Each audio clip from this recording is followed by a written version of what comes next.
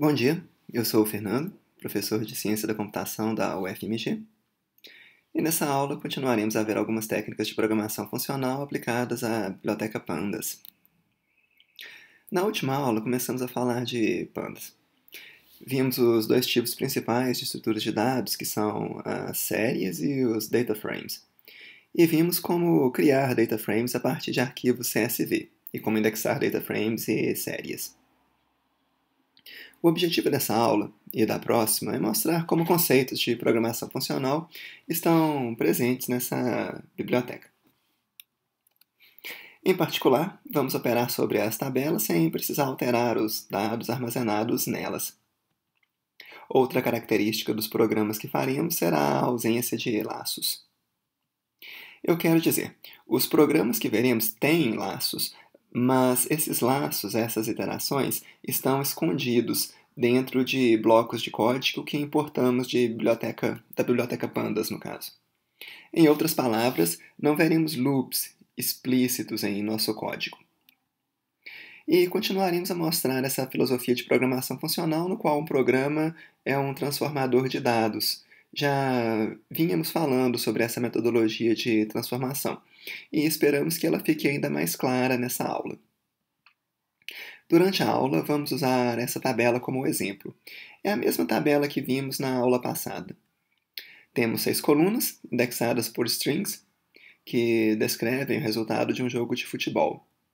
E temos índices numéricos. Embora já tenhamos visto como ler dados na aula anterior, eu vou mostrar o código por consistência. Lembrem-se que estaremos usando Python 3 nessa aula.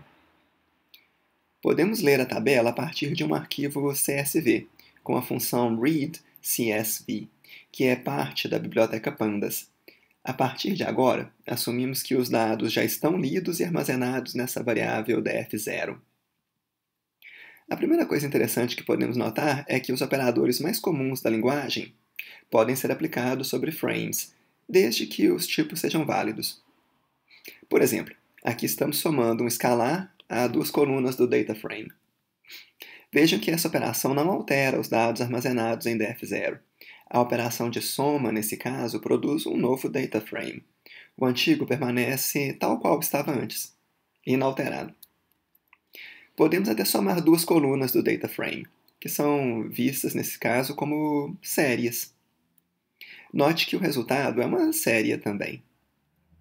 E as operações não se limitam a somas. Por exemplo, aqui estamos usando uma operação de comparação. O resultado é uma série de booleanos.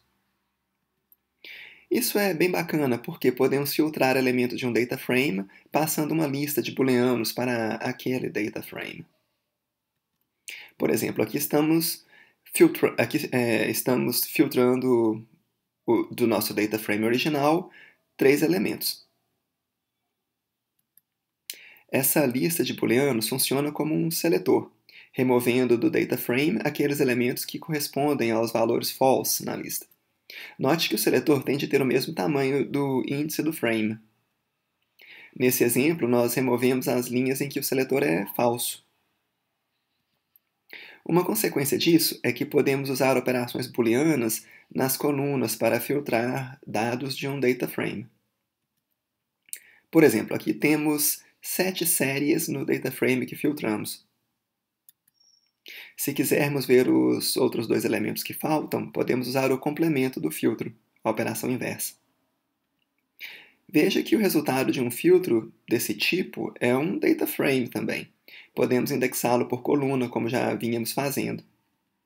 E se somarmos os valores da coluna goes_m, de fato encontraremos 0. E essa é, de fato, a condição que estamos buscando, uma vez que não existe número negativo de gols marcados. Essa função que acabamos de usar, sum, é um agregador, pois ela calcula um valor agregado a partir de cada valor armazenado na coluna em questão. Podemos aplicar agregadores em linhas e em colunas do data frame. Na verdade, podemos aplicá-los a qualquer série. Há vários tipos de agregadores que podemos usar. Aqui estão os 6 mais comuns: produto, mínimo, máximo, soma, média e mediana. Bom, vamos usar o que já vimos até agora para resolver um primeiro exercício. O objetivo é escrever uma função que conte a quantidade de gols marcados por um certo time. Aqui está a declaração de nossa função. Ela recebe um data frame, que chamaremos de matches, e uma string, que será o nome do time. Vamos chamar o nome do time de tname. Para resolver o exercício, vamos armazenar em duas variáveis, goalsM e goalsV, os gols marcados pelo time como mandante e visitante. Vamos começar filtrando os jogos que têm tname como mandante. Já aprendemos a fazer isso usando essa combinação de operação booleana e indexação. Aplicado o filtro, podemos então ler somente a coluna com o número de gols, pois é essa coluna que queremos somar. E então fazemos a soma e depositamos o valor na variável goalsM. Procedemos de forma muito similar para calcular o número de gols que o time fez enquanto visitante. E pronto, aí está a nossa função que conta o número de gols que um time fez no campeonato. Uma vez implementada a função, podemos invocá-la sobre um data frame que tem as colunas corretas. Nesse caso, precisamos das colunas goalsM, goalsV, mandante e visitante. Se tentarmos uma chave que não existe, veja que obteremos o valor zero, pois teremos a soma de 0 séries de jogos. Note que essa parte que lê os jogos de um determinado time poderia ser fatorada para uma outra função, pois esse tipo de busca deve ser bem comum e vai ser comum de aqui por diante. Vamos fazer isso então. Vamos construir uma função que retorne todos os jogos de um determinado time. Podemos começar definindo a assinatura da função getMatches. Ela recebe um data frame, chamado matches, e um nome de time, chamado tname. Depois podemos filtrar os jogos de acordo com os campos mandante e visitante. E então retornamos a união dos dois filtros. Se quisermos, por exemplo, saber quantos jogos foram jogados pelo Palmeiras, em nossa tabela de exemplo, podemos obter o data frame filtrado e então ler o atributo size da sequência de índices. Veja que estamos usando o operador de conjunção bit a bit para aplicá-lo a cada elemento da série. Não estamos usando o OR lógico, senão estaríamos fazendo a conjunção de dois objetos do tipo série. Isso seria verdadeiro se um deles não fosse nulo, por exemplo. Podemos agora simplificar um pouco nossa função countGoals para que ela reuse getMatches. Vamos usar getMatches então para produzir uma lista com os estádios em que jogos aconteceram. Note que não queremos ter duplicados em nossa lista de estádios. A assinatura de nossa função será como a assinatura de getMatches. Ela recebe um data frame e um nome de time. Então filtramos os jogos que queremos usando getMatches para fazer isso. E retornamos uma lista formada pela série da coluna chamada local. Usamos o método dropDuplicate da classe Series para remover os nomes repetidos de estádio. Se quiséssemos saber quantos estádios diferentes foram usados nos jogos do Palmeiras, por exemplo, como poderíamos fazer essa busca? Podemos simplesmente contar o tamanho da lista que é produzida. E é bem uma lista que temos, e com 3 elementos, aqui está ela. Vamos fazer uma função similar a getAllLocations, mas dessa vez queremos construir uma tabela de frequências. Queremos montar uma tabela que associe estádios ao número de vezes em que cada estádio foi usado em algum jogo. Escrever a função não é difícil. Já sabemos como obter a tabela de jogos exclusiva de um time. A questão é como montar a tabela de frequências. Mas, nesse caso, podemos usar a função valueCounts, que é parte da classe DataFrame, para produzir essa tabela de frequências. Se quisermos observar os resultados, podemos imprimir cada elemento indexado na tabela.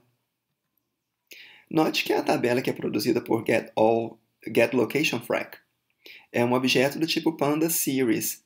Esse padrão de iterar sobre os índices de uma série para mostrar resultados é bem comum. Antes de terminarmos essa parte do curso, vamos fazer um último exercício. Dessa vez, queremos contar quantos gols foram feitos em cada estádio. Nossa função agora recebe somente o data frame com os jogos. E aqui podemos usar uma das funcionalidades mais comuns em Pandas, a função groupBy. GroupBy é usada para produzir sequências de frames, cada sequência contendo elementos agrupados de acordo com algum critério. Por exemplo, aqui estamos usando o local como critério de agrupamento. Passamos a ter, então, 8 grupos. Um desses grupos tem 2 elementos e os outros têm somente um elemento cada. E podemos usar o agregador sum para somar cada uma das colunas, que são números dos frames produzidos dessa forma. E podemos então produzir um data frame a partir da soma das colunas goals_m e goals_v de cada grupo. E finalmente imprimimos os resultados iterando sobre os índices da tabela que acabamos de criar. Veja que aqui estamos usando 16 espaços para imprimir o nome dos estádios. Assim, a saída de dados fica tabulada. Como exemplo, aqui está a saída que temos para a nossa tabela que vimos usando até agora. Veja que acabamos de usar um código relativamente simples para executar um processamento que, se tivesse de ser feito explicitamente, com todos os laços e iterações, demandaria bastante escrita de código. O que acontece é que a complexidade desse código acaba ficando escondida atrás da implementação de várias funções de biblioteca. As iterações, os laços, eles existem, claro, mas isso não é explícito para o programador. Por exemplo, o group by vai iterar em todos os elementos do frame, arranjando esses elementos em grupos diferentes. Mas isso é invisível para quem usa essa função. O que temos ao usar essas bibliotecas é um trade-off entre abstração e controle. Por um lado, usando abstrações de mais alto nível, como group by e sum, conseguimos escrever programas mais complexos, com poucas linhas de código. Por outro, temos de conhecer bem essas funções e podemos perder um pouco o controle do que elas fazem. Arranjá-las de forma eficiente, por exemplo, passa a ser mais difícil, e temos de lembrar como elas funcionam. Por exemplo, o método sum, se aplicado a um data frame normal, vai usar o operador mais sobre cada elemento. Ele vai concatenar strings, por exemplo. Porém, quando aplicado ao resultado de group by, sum vai operar somente sobre as colunas numéricas. São coisas que a gente acaba tendo de ficar lembrando. Essa discussão, contudo, é mais filosófica que técnica. E com ela nós terminamos a segunda parte de nosso curso sobre pandas. Na próxima aula veremos uma última funcionalidade muito interessante de pandas, que é a capacidade de aplicar funções a elementos de um data frame. Até lá, fiquem à vontade para me escrever com dúvidas ou sugestões.